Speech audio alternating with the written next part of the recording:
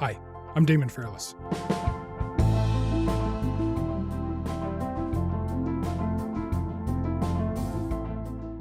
So Monday was the first day of 2024, and it was also the first day of a new era of professional hockey.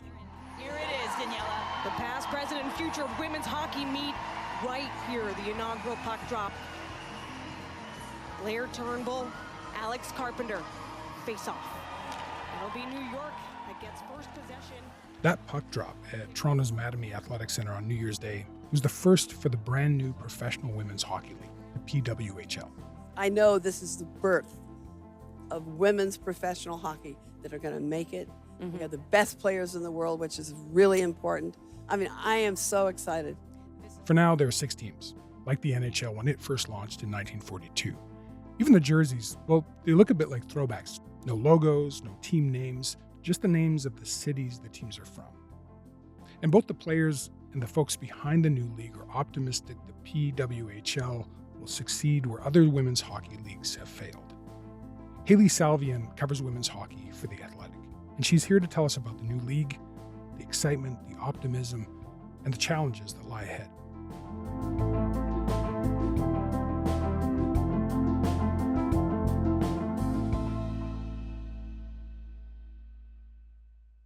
Hey, Haley, thanks for coming on Front Burner. Yeah, hi. Thanks so much for having me. I'm happy to be here. So you and I are talking on Wednesday morning. For folks listening on Thursday, we'll have had 2 games behind us. There's the inaugural New York-Toronto game and Montreal and Ottawa. I guess I'm curious, first of all, how's the play? How's the play on the ice so far? Oh, it's been really great. The Toronto-New York game, which was the first ever game on Monday, I think there was a bit of jitters, a lot of nervous and excited energy. So it took maybe a couple shifts into the first period for everyone to kind of get settled because they had the puck drop. It was very emotional. Billie Jean King is there. A true trailblazer in women's tennis, she redefined the athletic landscape for female athletes through her exceptional skill and unwavering determination.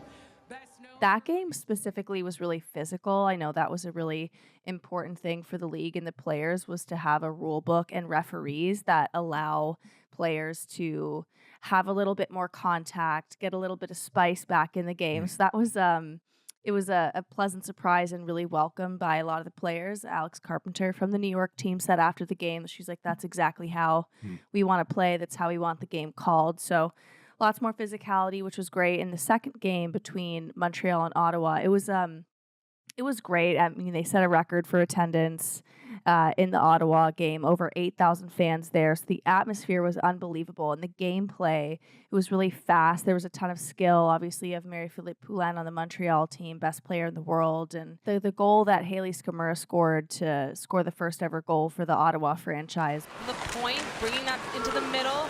Boyd, out, big shot in, it touches down! Ottawa's first goal! You know, beautiful top corner snipe beating Anne-Renee Desbiens, who's the best goalie in the world. So she doesn't get beat clean like that often. So I just think that the games so far have been really fun and such a great glimpse at what's to come this season, which is, like, you know, fast, skilled, physical, and good hockey. And the players deserve it, and it's a great product. One of the things I found really cool in one of the stories you wrote about the inaugural game, the New York-Toronto game, was this really cool energy between the young players. Like some of the girls coming out, and they had like Spooner jerseys on, Shelton jerseys on, and that there's this dynamic between these fans and the players. I found it really electrifying, even just to read that. What's it been like to see? It's been really cool. I think one of the great kind of scenes, and I included it in the story I think you're alluding to, was there were these 2 young girls with some Ella Shelton gear on. They had signs for her, and she skated over at the end of warm-up for New York and saw them and flipped them a puck. And the puck actually landed in the lap of an older gentleman sitting next to them. And you could tell he was going to give them the puck. Like, he wasn't going to keep it for himself, but Ella made sure that she looked at him and said, like, give the puck to the girls. Like, that's for them. Oh, that's so cool. And so that cool. outreach from those girls are going to remember that forever. You know, I grew up watching the NHL, obviously, because there wasn't a pro women's hockey league like this. And I remember, meeting Sidney Crosby in 2008, and I'll never forget that day. Those are like such, huge days for sports fans, and you'll lock in on that player and that team forever. It's amazing to watch. It's just like the NHL, and that's what you dream of, right? Like as a little girl, I'm like, I want to play in the NHL. So it's so cool to have like this league now. They look really powerful and strong. And I think it's really cool that they can play hockey too. I know that at one point in life, those girls were the same as where I am now. And they were young, and they were just trying to work hard and make it to where they are now. And I think now that they're there and now that they have their name known, it's something that everybody should be so proud of. I think for young girls to watch these games and look out and say, I can play women's pro hockey one day. Like they can see a future in it, but I think it's just as important for young boys to be in the stands and look out and see that women playing hockey is normal too. I think that's just as important as having young girls in the stands. So it was really cool to see that.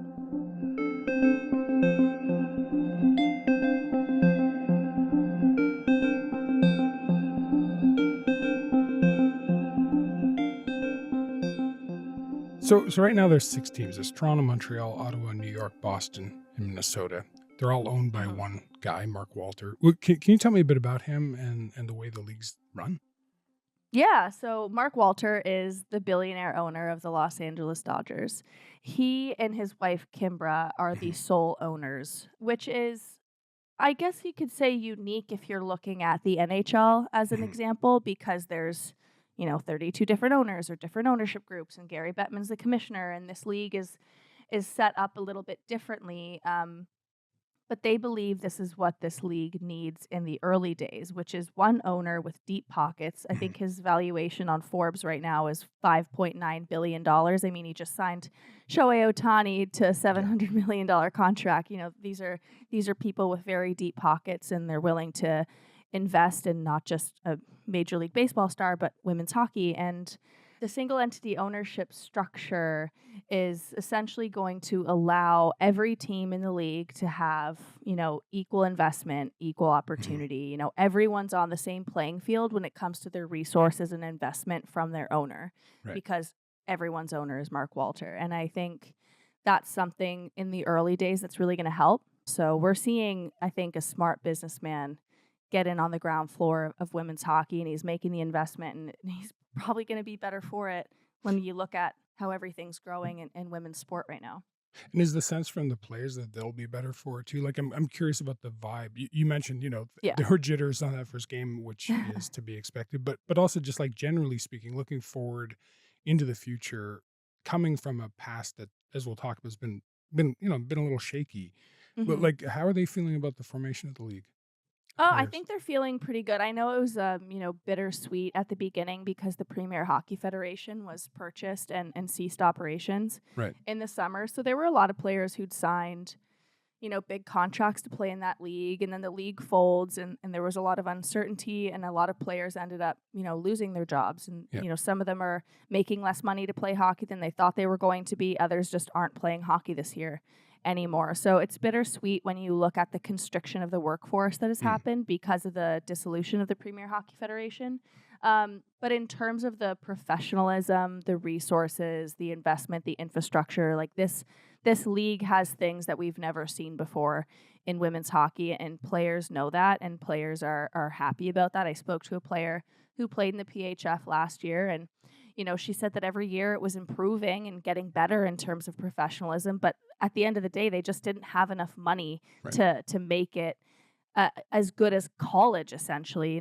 This new league is professionalizing it, it's growing it, and I think the players feel a lot better about the access to resources they have. I mean, these players have full-time locker room spaces now. Before, they would have to bring their bags in every day. So all these teams have like full-time staff. They get meals provided just after games, after training. And my sense from players is that, it's still very early, but things are feeling better.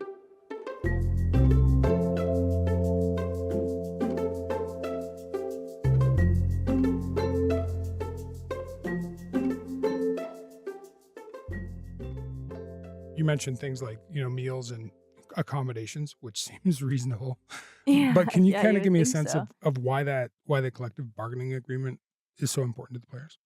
Yeah, I mean, it's significant because they've never had one before. There's never been a collective bargaining agreement in women's professional hockey. And when you're looking at just women's pro sport in general, there has never been a CBA ready for before the start of a season. In the WNBA, it didn't come until year 2. In the NWSL, I think it came in year 12. The PWHL was created with an 8-year collective bargaining agreement. The players have a union. On average, players will be paid around $55,000 American. There's things that could be better. Things like salaries, they're still pretty low, but... Well, and can you give me a sense of what they are? Yeah, so minimum salaries are $35,000, and that's kind of laid out in that CBA. And then there is no salary maximum. It's just that 6 players need to make at least $80,000 or more on 3-year deals, which would be guaranteed contracts. So that gives them each team around a salary cap of $1.2 million. So Okay. I know that there are some players who are making, $110,000 in this league, but that's kind of just the top athletes. So the salaries still have a way to go, but I think one of the things that's important for the CBA is all the other things that are kind of baked into it in terms of benefits, that makes those lower salaries a little bit more livable. So other items that are covered in the CBA are per diems on the road. There's housing stipends, there's relocation expenses, players get health insurance, there's pregnancy benefits, a 401k program, like moving expenses were covered. $35,000 a year is not a livable salary, but I think the CBA and what the Players Association was trying to achieve was, making the entire package better as a whole for every player. So this half season, I guess it's more like a compressed season, right? We've got 24 regular season games, but in a lot less time. So the first game in Toronto was sold out. What's the demand for tickets? Do you have a sense of what the demand for tickets is like for the season so far? There is demand for tickets in Toronto. All of their home games are sold out this season. They're playing in the smallest rink in the league. It's around 2,600 capacity, so they'll need to get into a bigger building for next season, but the demand is there for tickets in Toronto.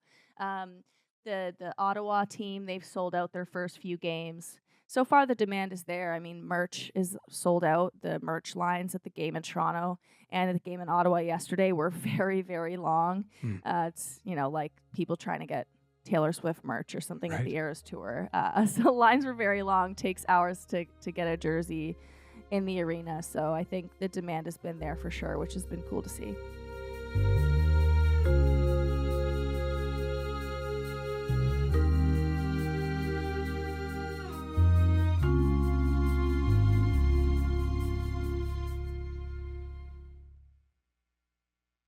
I want to kind of go into the history, like you've written about the tumultuous years leading up to the formation of this league. And I kind of want to get into that with you. So, just because it's a little complex, there's a lot of acronyms. Yeah. So maybe just as a starting point, we can start with the Canadian Women's Hockey League, the CWHL. Sure.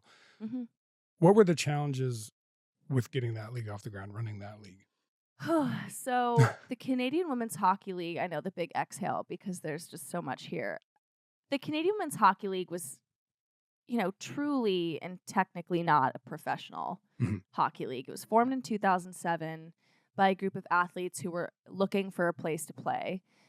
Essentially, the league they'd played in before folded, and the players just kind of came together and said, okay, we've got to do something here. Like, we can't have nowhere to play. They kind of just created this league. It was a registered amateur association, so it operated as a charity. So they needed like sponsorship and donations.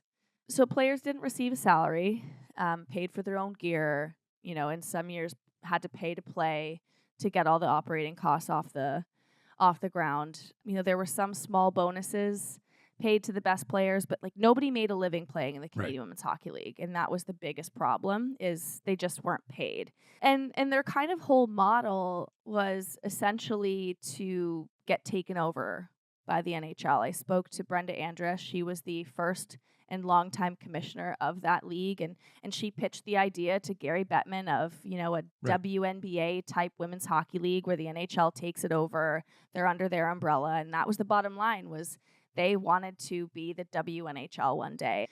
Gary Bettman told them, now's not the time, and then eventually the US-based National Women's Hockey League launches. Right. And that kind of started the split of women's pro hockey, and the NWHL was paying players. It was the first professional league to pay players a regular salary. It was a for-profit entity, so it launched in a very different way up against the Canadian Women's Hockey League, and women's hockey went on for a long time as just two different competing leagues, which wasn't good for the sport. And as far as the NWHL went too, there was a boycott at some point too, right? So in 2019, the Canadian Women's Hockey League folded, and the players in the CWHL, or the players from the CWHL and NWHL, I should say, kind of got together. A lot of the national team players got together and said, like, enough's enough. Like, I don't want to be in another league that folds. I don't want to be in another league that doesn't pay me a lot of money, or I don't want to be in another league that, you know, I don't get a meal on the road, or I don't get treated like a professional athlete. So that's when the Professional Women's Hockey Players Association kind of came into play, and they did their launch, and they said that they were going to boycott and not play in any pro league until women's hockey could get the resources, infrastructure, and investment that they believed they deserved as professional athletes. So that was kind of the start of the boycott. If they grab the puck and go bursting up, they're down across the line. In 2018, a lack of funding collapsed the women's game. The good old hockey game is only that when it's good to everyone. This is step one towards rebuilding a future. For the game we all love, We need others to step up too. Because the best game that you can name should be the good old hockey game. Okay, so basically this all got resolved last summer. Can you kind of take me through how we ended up where we are now? So the big day in the summer would have been June 29th. Which was in the middle of the PHF's off season. You know, they had announced this landmark salary cap. You know, everyone's signing all these contracts. Everyone's signing all these big deals to play in the PHF the following season. But then the PHF players and staff were given 3 hours notice about a virtual town hall meeting where they logged on and were told that the league had been purchased by Mark and Kimber Walter, and that the PHF would cease operations. And the players were told that their contracts would be terminated and that a new league would be coming. But, you know, a lot of these players would kind of lose their jobs and were put in a state of limbo, essentially.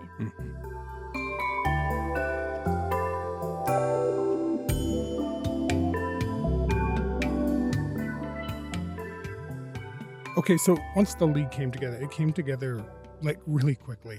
And in fact, it kind of reminds me of like a train pulling out of the station while they're still laying down track ahead of them, right? Mm-hmm. So there's a lot of things that are still being worked out. It's really exhilarating to watch. And one of the things, you know, I mentioned in the introduction of the jerseys, which are these generic, old school, kind of classy, classic looking things with the city names running down them. So among the many things I suspect the league's working on, do you have a sense of what the plan is for branding and naming the teams? Yeah, so I think the branding obviously is one of those things that have been one of the hiccups in this kind of 6-month sprint to get the league going. You know, league leaders have told me, you know, there are decisions that you can make quickly, and there are things that you absolutely need for the start of a league, and that's, you know, venues. The original 6 markets, you got to pick where you're going to play. You need team staff, you need league staff. And I think they kind of got to a point where they said, we could have team names and logos and jerseys. We could have that in 6 months, but they're going to be rushed. They're not going to be that great. And that was one of those things that like you just can't get wrong. Mm-hmm. And so they decided from a team name and branding perspective, it was just better off slowing down the process. Now I think they'll be able to get into these markets and spend more time locally with their fans and see what the vibe essentially is, for lack of a better term there. And you know, they're working on it, and, you know, they're going to have team names and logos eventually. So it seems like Mark Walter, the league's owner, is in this for the long haul. It seems like he's, you know, expecting to burn through some cash for a while, you know, as the league's kind of incubating and starting up. How challenging do you think it's going to be to make the PWHL financially sustainable over the long term? Yeah, it's a good question, and it's so hard to answer when we're talking on day 3 of the league's existence, right? Yeah. But I think I feel more optimistic about this being profitable and when I say this, I mean women's pro hockey being, profitable than I ever have. It's going to take some time, I think, for this new league to become financially sustainable. Like, they're going to need one of those more traditional broadcast deals where they're making money to get on television, right? They're going to need more people consistently buying tickets, and we already talked about the demand, right? Like, these games are sold out in a lot of these markets, so that's going to be important, is getting butts in seats, people buying merchandise, things like that. So Mark Walter is, he got into this because he saw this as a savvy business investment. But yeah, it's gonna take some time. It always does. And this is again, like on day 3, maybe isn't a fair question, but I guess I'm curious. Like, if you look at the NHL, it took 25 years to grow beyond those initial, the 6 original teams, right? Presumably, no one's thinking of that timeline for this. Do you have a sense of what if not the plan, then like what the hopes are for league expansion over the next few years? Yeah, they want to expand. League leaders are not shy about saying this is not going to be a 16 league forever. Right. When that happens, I'm not sure. I think it's important that it happens sooner rather than later, as we talk about this kind of constriction of the workforce. There's a lot of players who just don't have anywhere to play. So whether that's expansion into new markets or some kind of expansion into like a development type league, like, there needs to be more opportunity for women to play. There can't just be 6 teams. Right. I know that there are some markets and teams and people already kind of saying like, hey, are you guys expanding? Like, can we buy in? Can we get a team here? So I know that those are conversations that are already happening in terms of expansion. When that happens, I don't know, but it will. And I feel very confident saying that. Haley, thanks so much. It's great talking to you. Yeah, thank you so much. I appreciate you having me on.